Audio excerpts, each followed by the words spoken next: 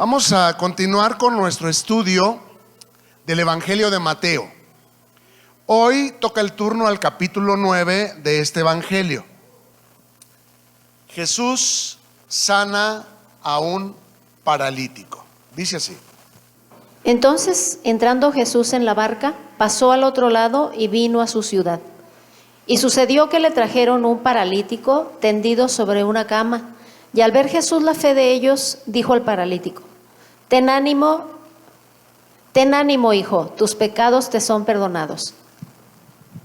El pasaje presenta un milagro. La parálisis había dejado inválido a este hombre y sus amigos lo trajeron a Jesús. Y él respondió a la fe de ellos, perdonando los pecados de aquel hombre. Entonces algunos de los escribas decían dentro de sí: Este blasfema. Y conociendo Jesús los pensamientos de ellos, dijo: ¿Por qué piensan mal en sus corazones? Porque, ¿qué es más fácil decir? ¿Los pecados te son perdonados? O decir, levántate y anda. Pues para que sepan que el Hijo del Hombre tiene potestad en la tierra para perdonar pecados, dice entonces al paralítico: levántate, toma tu cama y vete a tu casa. Entonces él se levantó y se fue a su casa. El pecado parece ser la causa de la parálisis física que aquel hombre padecía, porque cuando Jesús le perdona sus pecados, la enfermedad se retira. Pero el pecado también provoca una parálisis espiritual en la vida del hombre, que consiste en que muchas de las cosas que debiéramos lograr no las alcanzamos. Es decir, estamos como atados, estamos como presos, estamos como cansados, estamos como maldecidos. A veces hasta nos dan ganas de hacernos una limpia. A veces nos dan ganas de cambiarnos de pueblo, de echarnos a correr, a intentar una vida en otro lugar. Pero bendito sea Dios que nos perdona nuestros pecados y que al sabernos perdonados, esto rompe las ataduras que nos impiden gozar de la plenitud de las bendiciones que Dios tiene para nosotros. Y la gente al verlo se maravilló y glorificó a Dios, que había dado tal potestad a los hombres. Muchas veces ignoramos que el pecado es un imán que atrae cosas malas. Y andamos desesperados por la economía, por la salud, por alguna bendición, pero no soltamos nuestro pecado. Sea que nos estamos falsificando las notas para sacarle un poquito más de dinero al patrón, sea que estamos vendiendo litros de 900 mililitros, no sé, y pensamos el que no tranza no avanza. Y este tipo de pecados realmente convierten en anatema todo lo que tenemos, todo lo que está en nuestra casa. Porque este tipo de pecados, el pecado le dice a Dios en su cara que no confiamos en Él. Porque si confiáramos en Él, no pecaríamos. Y como dice, si el Señor fuera nuestro pastor, nada nos faltaría. Entonces, sí necesitamos el perdón de nuestros pecados.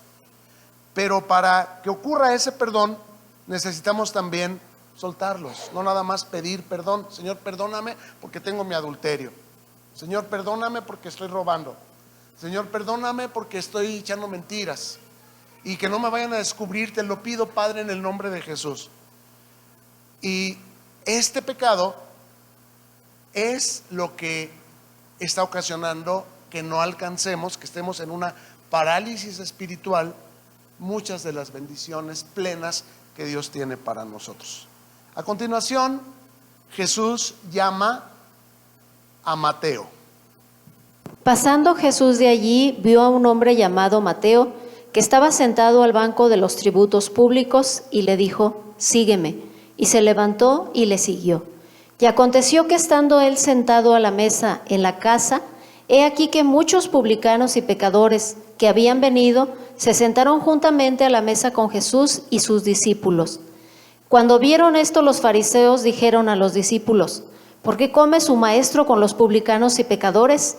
Al oír esto, Jesús les dijo: los sanos no tienen necesidad de médico, sino los enfermos. Vayan pues y aprendan lo que significa: misericordia quiero y no sacrificio, porque no he venido a llamar a justos, sino a pecadores al arrepentimiento. Como resultado del ministerio de Cristo, los escribas y fariseos comenzaron a seguirle, buscando razones para acusarlo y oponerse a él. De tal manera que cuando Mateo celebró una cena para Cristo e invitó a sus amigos pecadores, como los veían los escribas y los fariseos, porque pues los amigos de Mateo eran sus compañeros del trabajo, los recaudadores de impuestos, y también asistieron los fariseos para crear problemas. Es entonces cuando Cristo se autodescribe como un médico que sana corazones pecadores.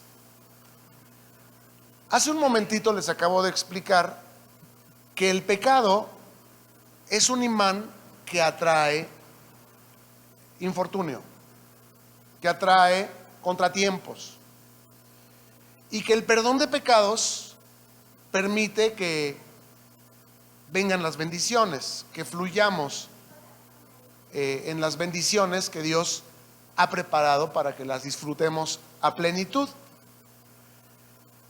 Y para que podamos vivir rectamente, justamente, conforme a Dios, el médico, Jesús, necesita sanar nuestros corazones, porque el corazón es el órgano con el que se cree y la boca con la que se confiesa o declara para salvación. De la abundancia del corazón habla la boca. Y no puede el árbol bueno dar mal fruto, ni el árbol malo dar buen fruto. Entonces es necesario que el corazón, el órgano con el que creemos y del que proviene todo lo que hablamos, sea sanado. Y Jesús se autodescribe como el médico que sana corazones pecadores. Muchos problemas que tenemos los hombres, como les dije, tienen su origen en el pecado. Sobre todo si tomamos en cuenta que la palabra pecado significa tomar malas decisiones. O sea, ¿por qué me metí en este problema? Porque tomé una mala decisión, porque me precipité, porque me equivoqué. Pecado significa errar el camino, y Cristo viene a perdonarnos los errores que cometimos y a librarnos del pecado, es decir, a establecer el reino de Dios en nuestro corazón, de tal manera que podamos obedecer al Espíritu en todos los impulsos, porque el Espíritu nos habla por impulsos. Dice que Felipe iba a un trabajo ministerial a cierta ciudad, y que el Espíritu le dijo: Felipe, acércate a ese carruaje que viene en sentido contrario. Y Felipe hizo lo que el Espíritu le pidió que hiciera. Igualmente dice la Escritura que cuando Jesús recién sale del agua del bautismo, el Espíritu le impulsa a que fuera al desierto. Entonces el Espíritu se mueve en nuestras vidas una vez que somos salvos por medio de impulsos. De pronto sientes el impulso de ir a ver a tu mamá y la encuentras enferma. De pronto sientes el impulso de hablarle a un amigo que tiene mucho tiempo que no ves y te enteras que está en problemas. Entonces, de alguna manera, Dios es Padre nuestro, no solamente de nosotros, sino nuestro, de toda la humanidad, y Él está ocupado en cada uno de nosotros y nos usa a los que estamos despiertos espiritualmente, a los que tenemos oídos para la dirección del Espíritu, para que vayamos y seamos una bendición para otras personas. Esto es el Evangelio, que Cristo habita por la fe en nuestros corazones y que Cristo reina sobre la enfermedad y reina sobre el pecado, de tal manera que Cristo sigue sanando corazones pecadores y llevándolos a un estilo de vida santo, a un estilo de vida justo y digno, agradable a Dios. ¿Cuántos dicen amén? Entonces, Cristo se manifiesta como nuestro Redentor, el que nos compra a pesar de nuestros defectos y los problemas en los que nos hemos metido, y como nuestro pastor, el que a partir de este momento nos guía a una vida más correcta, no tanto en el error, no tanto en el pecado, y viene a conducirnos entonces a vidas más atingentes. Y a continuación Jesús enseña a la concurrencia que estaban ahí reunidos en la casa de Mateo acerca del ayuno. Veamos. Entonces vinieron a él los discípulos de Juan diciendo: ¿por qué nosotros y los fariseos ayunamos muchas veces y tus discípulos no ayunan? Jesús les dijo: ¿acaso pueden los que están de bodas tener luto entre tanto que el esposo está con ellos? Pero vendrán días cuando el esposo les será quitado y entonces ayunarán. Ahora Cristo se describe como el novio en el día de su boda, que es causa de gran gozo, obviamente, a su amada, pero también a sus amigos que celebran la fiesta. Pero advierte a la gente que está ahí reunida que el idilio se verá interrumpido por un tiempo. Han pasado 2000 años de aquel día, cuando el novio sería quitado. Y él mismo nos lo explica más adelante, porque fue para preparar lugar para nosotros en la casa de su Padre. El mundo no es nuestro hogar. En este mundo padecemos aflicción, pero dice el Señor: no teman, yo he vencido al mundo. Él es nuestro pastor y nada nos faltará. A partir del momento de su ascensión, se inauguró la era de la iglesia dirigida por el Espíritu Santo. No, separados de Dios, nada podemos hacer. No es por nuestra habilidad, no es por nuestra fuerza, sino porque el Espíritu nos dirige y nos fortalece. Los discípulos de Juan vinieron a Jesús porque Juan estaba preso, a punto de ser asesinado. Y sus discípulos, los discípulos de Juan, estaban confundidos, no sabían qué iba a pasar. Ya en el capítulo 11, en 2 semanas que lo veamos, Juan mismo expresa su deseo de saber más acerca de la obra que Cristo estaba haciendo. Pero por lo pronto sus discípulos son los que vinieron y les llamó la atención que, a diferencia de Juan, que era muy austero, que comía solamente miel y saltamontes y que estaba vestido con piel de cabra, era muy austero y ayunaba mucho.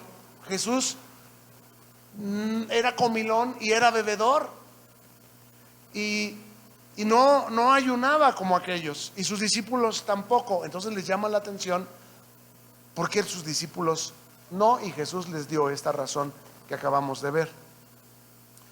Evidentemente el ministerio de Jesús era muy distinto al de los fariseos.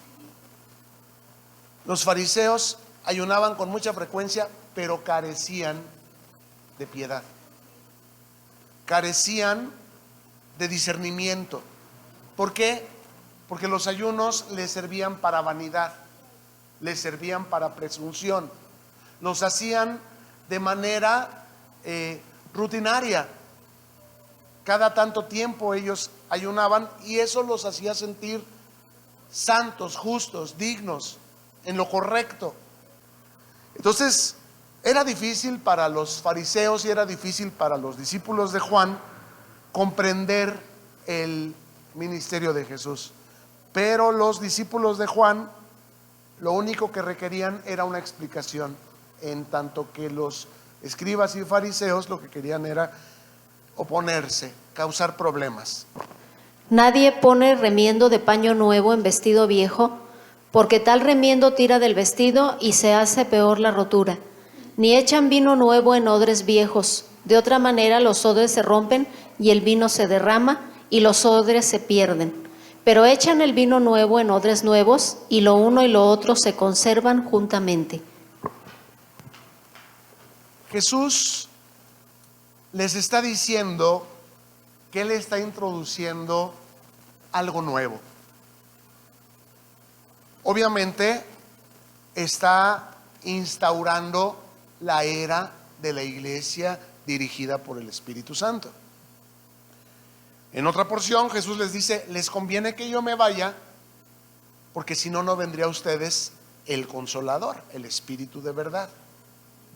Él tomará de lo que es mío y se los hará saber. Entonces Jesús les pone el ejemplo de una ropa nueva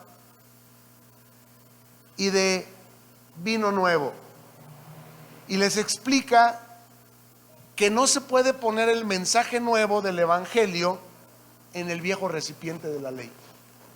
Todas las ordenanzas no sirvieron para estimular la piedad en los judíos. Eran discriminadores, eran elíticos, eran presumidos, orgullosos. Entonces, aquel corazón viejo no podría entender el mover nuevo de la era de la iglesia. ¿Cuántas veces hemos visto que la gente más religiosa es la que esconde los pecados más horribles? Y después, en algún momento, les sacan sus trapitos al sol o les cobran las cuentas los mismos narcotraficantes y se destapa ahí una cloaca de terribles pecados que se estaban escondiendo bajo la sotana. La vida nueva en Cristo es posible solo bajo la dirección del Espíritu. Aquí no hay jactancia, aquí hay humildad, aquí hay obediencia, hay sinceridad. A continuación, Cristo demuestra su poder sobre la muerte. Mientras él les decía estas cosas, vino un hombre principal y se postró ante él diciendo: mi hija acaba de morir, mas ven y pon tu mano sobre ella y vivirá. Y se levantó Jesús y le siguió con sus discípulos. Este hombre era un prominente líder de la religión tradicional judía. Y era, como lo estamos viendo, obediente de la ley. Y sin embargo, cuando su hija murió, su religión impotente no le alcanzó para ayudarla. El apóstol Pablo explica que es así porque la ley mata, mas el Espíritu vivifica. No es por el cargo religioso, no es por la denominación o la religión, sino si el Espíritu Santo dice ve y vas, ahí hay unción. Si el Espíritu Santo te dice habla y di esto, y tú hablas y dices lo que el Espíritu te dijo, ahí hay unción. el Espíritu vivifica. Y esta es la sustancia del verdadero cristianismo: una comunión con el Espíritu, una amistad con el Espíritu, un diálogo continuo con el Espíritu. Todo el tiempo estamos oyendo una voz interna, es la de nuestro espíritu. Pero si pones atención, también puedes oír la voz del Espíritu Santo. Y Pablo dice: esto lo digo yo y esto lo dice el Señor. Y dice Pablo: y esto lo digo yo, pero el Señor también lo dice. Esto no lo dice el Señor, pero yo lo digo. O sea, Pablo traía un diálogo tremendísimo con el Señor. ¿Por qué? Porque esto es el nuevo pacto. Esta es la era de la iglesia. Esta es la comunión y la unción. Este es el vino nuevo en odres nuevos. Este es el vestido nuevo. Aquí vemos el contraste entre los dos pactos. Una religión que no sirve para nada, obsoleta, y una relación de padre e hijo, de comunión con el Espíritu, que sirve para todo. No para lo que nosotros queremos. Si alguno pide alguna cosa conforme a la voluntad de Dios, el Padre nos oye y tenemos cualquier cosa que pidamos. Es en la dirección del Espíritu Santo. Y la voluntad de Dios para nosotros es buena, es agradable y es perfecta. Si nos ponemos dóciles, el Señor nos va a conducir al propósito predestinado glorioso que Él diseñó para nosotros desde antes de la fundación del mundo. Es por gracia, por medio de la fe. Sigue diciendo: Y he aquí una mujer enferma de flujo de sangre, desde hacía 12 años, se le acercó por detrás y tocó el borde de su manto, porque decía dentro de sí: si tocare solamente su manto, seré salva. Pero Jesús, volviéndose y mirándola, dijo: ten ánimo, hija, tu fe te ha salvado. Y la mujer fue salva desde aquella hora. La mujer con flujo de sangre nos da una tremenda lección de fe. Y mire, quiero que por favor observe el diálogo interno que la mujer traía consigo misma. Ella decía dentro de sí, lo dice: si tan solo tocar el borde de su manto, seré salva. Es decir, ella estaba declarando su sanación y la forma en que la obtendría. Nos está dando la lección de cómo hacerlo. Vas a tener lo que decretes o declares con tu boca. Si tú dices: creo que me voy a enfermar, ¿qué va a pasar? Te vas a enfermar. Si tú crees que este negocio, a ver si es chicle y pega, ¿crees que va a pegar? No, ¿por qué? Porque lo que no proviene de fe es pecado. ¿Cuál es la única manera en la que un negocio realmente va a florecer? Cuando lo hagas con fe. No vengo a ver si puedo, sino porque puedo vengo. Dios me ha entregado todo lugar que pise la planta de mi pie, y yo no me voy a regresar a mi casa con mercancía. Voy a venderla toda. Todo lo puedo en Cristo que me fortalece, ¿no? Ahí agarra su maleta de mercancías. Dice: ay, ojalá y Dios quiera, ¿no? Según nuestra fe nos será hecho. Ella dijo: si tan solo tocare el borde de su manto, seré salva. ¿En dónde puso su fe? En tocar el borde del manto del Señor. Y cuando lo tocó, ¿qué ocurrió? Porque ella de esa manera creyó. Esa es la lección. Pero debemos alimentar nuestra fe con lo que nos decimos a nosotros mismos. Y a veces decimos: ay, ahí está esa vieja, ay, no la soporto. Y tenemos que cambiar esa historia que nos contamos internamente y ser así como la mujer: claros en de qué manera queremos ser bendecidos.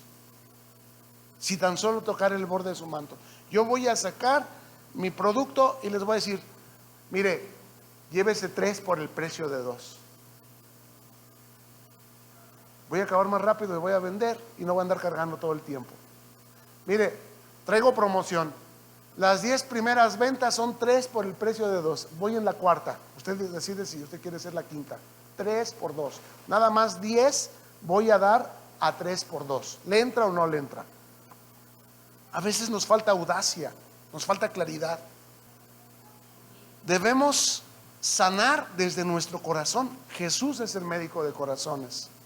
Y por eso Mateo incluye en este orden estos pasajes. No necesariamente ocurrieron uno tras otro. Mateo los ordenó para explicarnos cómo Jesucristo reina, cómo se establece en nuestras vidas el reino de Dios. Son 3 capítulos que Mateo dedica a enseñarnos cómo establecer en la tierra el reino de Cristo.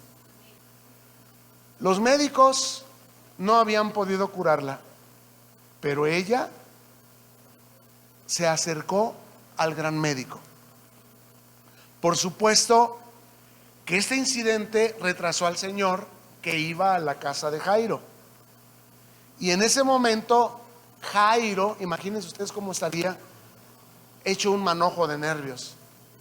Sin embargo, aquí aprendemos también otra cosa, que cuando Cristo se retrasa, se tarda, es porque viene una mayor bendición de lo que nosotros esperamos. ¿Se acuerdan cuando Lázaro murió? Que Jesús llegó 4 días después que ya lo habían enterrado. ¿Y qué ocurrió? No solamente lo sanó, sino que lo levantó de entre los muertos. Y esto a pesar de que ya hedía. De igual modo, en lugar de solo sanar a la muchacha, la levantó de los muertos. Entonces, nunca te quejes si Dios se tarda en darte una solución, una bendición. ¿Por qué? Porque viene una gloria mayor. Dios está preparando algo mayor a lo que tú eres capaz de pedir. Dios es poderoso para darnos mucho más de las cosas que nosotros pedimos o entendemos, porque Él nos da conforme a sus riquezas en gloria. Sigue diciendo la Escritura. Al entrar Jesús en la casa del principal, viendo a los que tocaban flautas y la gente que hacía alboroto, les dijo: apártense, porque la niña no está muerta, sino duerme. Y se burlaban de él.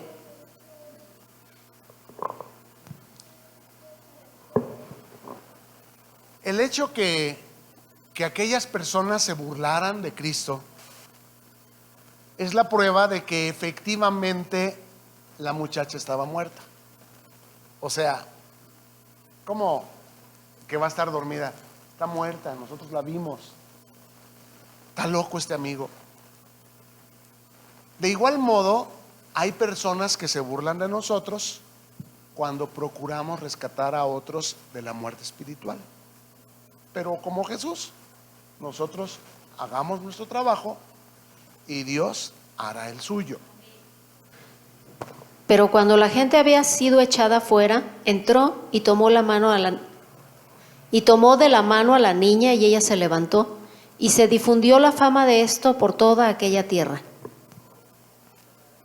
Jesús tocó a la muchacha y le habló, soltó su palabra, y entonces ella volvió a la vida. La Biblia registra que Cristo levantó de los muertos a 3 personas. Esta muchacha, un joven hijo de una viuda en Naín, y Lázaro, un hombre maduro, en Juan capítulo 11. El hecho que Jesús venciera la muerte física es un cuadro de su victoria sobre la muerte espiritual, la cual, la muerte espiritual, igual que la muerte física, tomó lugar por causa del pecado. Ustedes saben que originalmente Dios hizo al hombre a su imagen y semejanza. Y Dios es eterno. ¿Y qué es lo que introdujo la muerte en el ser humano? El pecado.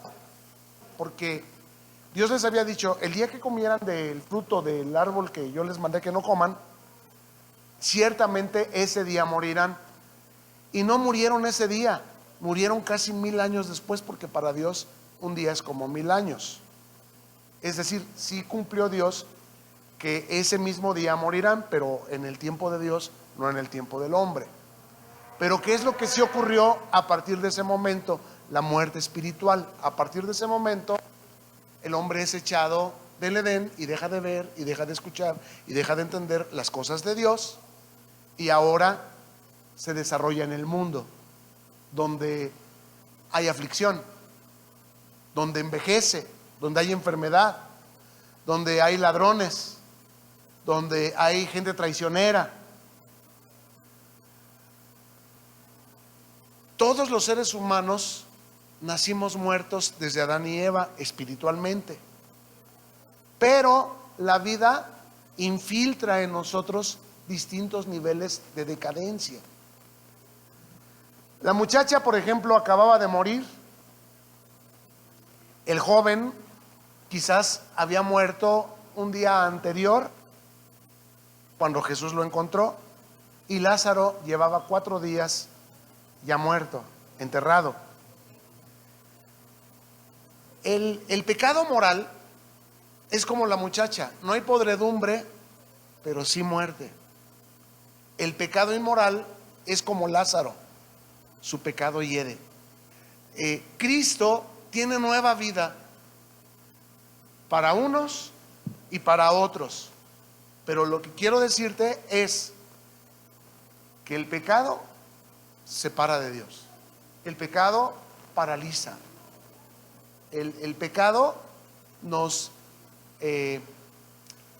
retrasa el poder acceder a las bendiciones que Dios tiene preparadas para nosotros. En Juan 5:24 encontramos que dice de esta manera: de cierto les digo, el que oye mi palabra y cree al que me envió, tiene vida eterna, y no vendrá condenación, mas ha pasado de muerte a vida. ¿Se da cuenta? El que oye mi palabra y cree a mi Padre que me envió, tiene vida eterna. ¿Qué es la vida eterna? La dirección del Espíritu. Y no vendrá a condenación. ¿Por qué? Porque el pecado no se enseñoreará más de él. En el pasado fue secuestrador. En el pasado fue alguien que hería. La sociedad lo condenó a 20 años de prisión. La familia declaró contra él venganza. Lo señalaron de muerte, pagaron asesinos para que fueran a buscarlo. A lo mejor tenga que pagar sus 20 años de cárcel, pero si oye la palabra, él va a nacer de nuevo. Es decir, la persona que era no será más. Eso no significa que el delito que cometió no lo tendrá que pagar. No, a Dios lo que es de Dios y al César lo que es del César. Pero esa persona puede nacer de nuevo. Pero si es como los que decíamos hace ratito, un religioso que sigue en sus pecados y que nomás delante de la gente, Padre, ¿cómo te alabo? Pero en su vida esconde maldad, en su vida esconde falta de respeto a Dios, hipocresía, entonces esa persona no va a poder ser salva del infierno. Puede engañar al mundo, pero de Dios nadie se burla. A continuación, 2 ciegos reciben la vista. Pasando Jesús de allí, le siguieron 2 ciegos, dando voces y diciendo: ten misericordia de nosotros, hijo de David.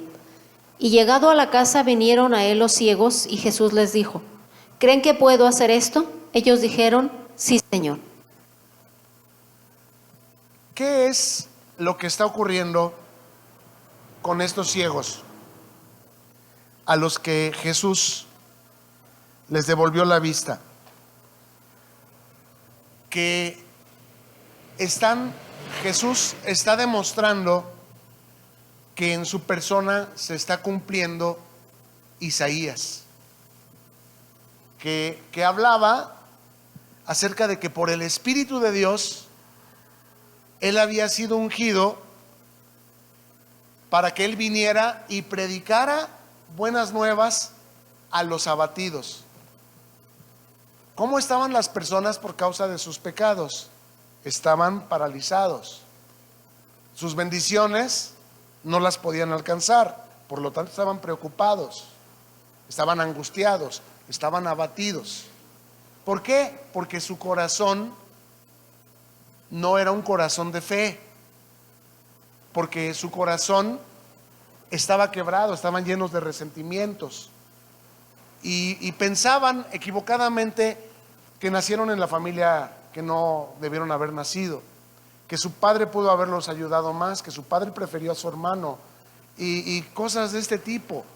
Jesús tuvo que venir y vendar su corazón para que perdonen a las personas que ellos creían que eran los culpables de su mala situación. Y de esa manera fueron libres de su cautividad, libres de su parálisis. Vino a libertar a los cautivos y a los presos, apertura de la cárcel. Dice el verso 2: a proclamar el año de la buena voluntad de Jehová y el día de venganza del Dios nuestro, a consolar a todos los enlutados. Ahora vamos a ver la última parte de este capítulo 9 de Mateo, que trata del poder de Cristo sobre los demonios.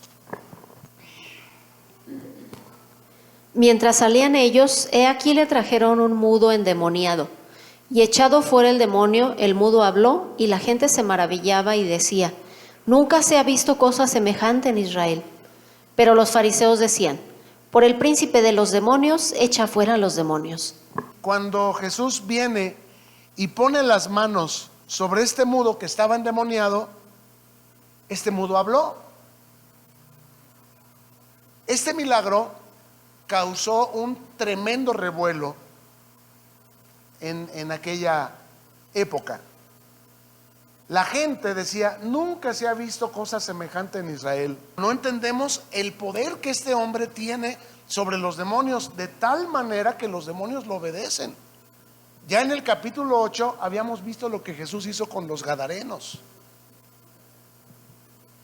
y aquí vemos otra vez a Jesús enfrentando demonios, y los demonios lo obedecen. De este modo, Cristo demuestra su realeza. Él es Rey de reyes, Señor de señores. Sin embargo, ¿qué vemos? Que los líderes religiosos lo rechazaron y lo descalificaron y hasta lo acusaron de cómplice de Satanás. Bueno, estaban tan perdidos estos amigos, los líderes religiosos, que rechazaron a Cristo y que terminaron crucificándolo, que en el Evangelio de Juan, en el capítulo 5, versículo 43, Jesús advierte que vendrá un día en el futuro en el que Israel admitiría a un falso Cristo. Y ese falso Cristo que ellos van a admitir, sí recibirá su poder de Satanás, como habían acusado a este Cristo. Jesús no discutió con la gente. Esto es impresionante. Era el cordero que no abrió su boca. No discutió ahí, ustedes están equivocados. No. Sino que más bien fue a seguir ayudando a los que lo recibían, a los que clamaban a Él, a los que se lo solicitaban. Recorría Jesús todas las ciudades y aldeas, enseñando en las sinagogas de ellos y predicando el evangelio del reino y sanando toda enfermedad y toda dolencia en el pueblo. Y al ver las multitudes tuvo compasión de ellas, porque estaban desamparadas y dispersas como ovejas que no tienen pastor.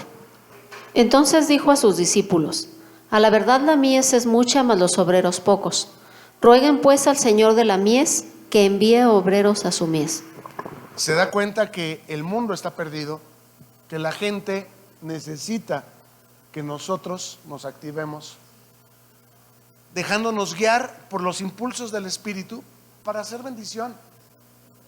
Jesús dijo, les conviene que yo me vaya, porque el ministerio del rey, que también al principio del capítulo vimos, era el esposo que estaba en la fiesta de su boda y que tuvo que ser retirado por un tiempo, y ya vimos para qué.